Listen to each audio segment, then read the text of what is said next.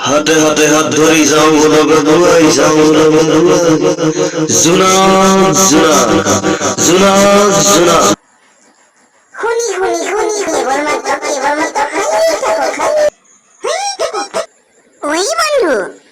তই মোক ইমানকৈ কিপন কিপন বুলি কৈ নেথাকিবি দেই 10 টোমত প্ৰতিদিনে গধূলি গধূলি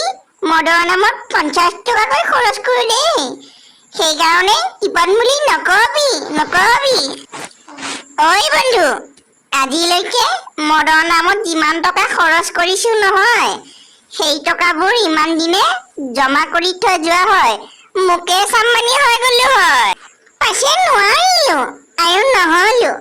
কাৰণ মোৰ মগজুত মাল বোলা মালখিনি নায়ে যে অত্যাচাৰী মদাহীক বেছিকৈ মদ খাবলৈ দিয়ক তাৰ পইচা নাথাকিলে আপুনিয়ে তাক মাল খুৱাওক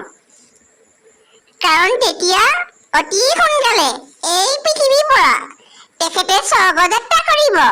আৰু আপোনাৰ গাঁৱলৈ অতি সোনকালে শান্তি আহিব আজিলৈ সামৰিলোঁ